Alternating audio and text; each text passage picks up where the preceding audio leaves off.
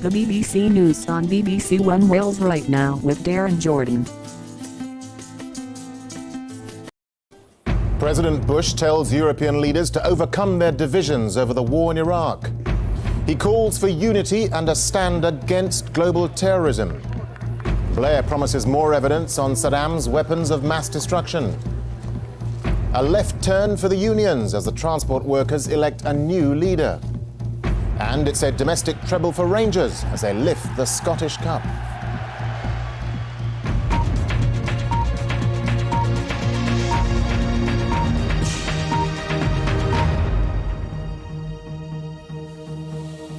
Good evening. President Bush has urged Europeans and Americans to overcome the deep divisions caused by the war in Iraq and to unite in the fight against terrorism.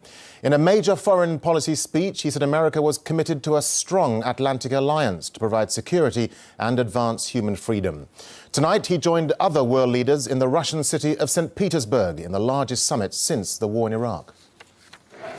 An almost royal appearance on the balcony of a Tsarist palace. Still a warm welcome for the American president tonight, even though he turned up late for Mr. Putin's party. And the message he brought with him from Poland, the urgent need for Europe and America to bury their differences. We have seen unity and common purpose. We've also seen debate. Some of it healthy, some of it divisive. New theories of rivalry should not be permitted to undermine the great principles and obligations that we share. The enemies of freedom have always preferred a divided alliance because when Europe and America are united, no problem and no enemy can stand against us. In St. Petersburg tonight at the festive banquet, no hint of disagreements or tensions. Ваше здоровье. To your health. President Putin's champagne toast saluted George Bush as his good friend. Mr. Putin was clearly anxious to show the American first couple were his guests of honor, and quarrels over Iraq shouldn't spoil relations. As they waited for the outdoor show in the palace gardens to start, they sat in awkward silence. But by the time the lavish spectacle got underway, they were both making an effort. But as for other public demonstrations to show Washington is patching up rocky relations with Europe, they barely materialized. President Chirac left before the banquet. His office said he'd meet Mr. Bush at his G8 summit on Monday. Chancellor Schroeder shook his hand, but slipped off early. The breakdown of trust over Iraq has left plenty of rancor. One evening's festivities in St. Petersburg was never going to repair the transatlantic alliance. The real question is how far they're prepared to compromise with each other. And the test of that may come in George Bush's talks with Vladimir Putin tomorrow and the G8 summit in France that follows. Bridget Kendall, BBC News, St. Petersburg. Tony Blair has insisted there is no doubt that Saddam Hussein's regime possessed weapons of mass destruction.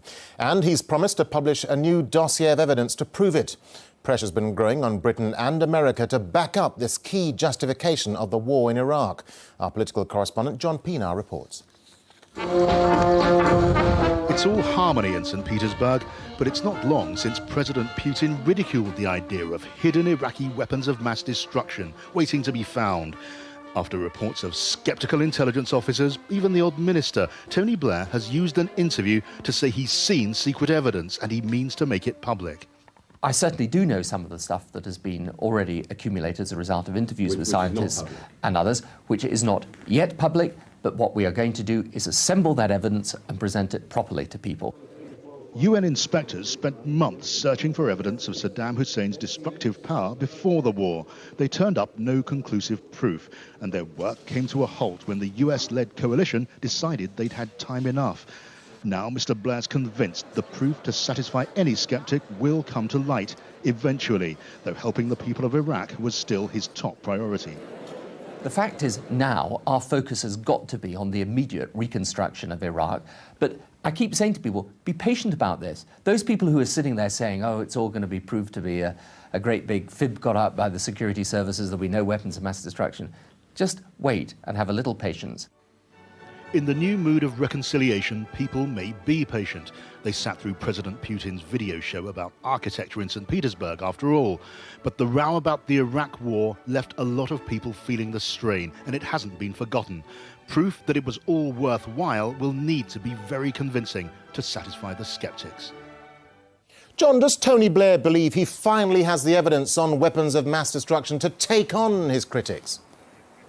Well, Darren, Tony Blair seemed to be personally convinced that this evidence existed for some time, but now he's raised expectations that somehow, maybe, just maybe, he's got a trump card up his sleeve, and it'll have to be. Before the war, there was a succession of dossiers and presentations, none of which made a big enough impact, and they were looked at through a magnifying glass. The next one is going to be studied through a microscope. And as for the suggestion that intelligence material was hyped up, well, Downing Street's so painfully sensitive about that senior staff have been sent out to say that Tony Blair values the relationship with the security services very much and would do nothing to imperil that relationship. He needs to win this argument. It's not just about justifying the war, though goodness knows that's a big enough task. It's also really about the Prime Minister's integrity. John, thank you very much.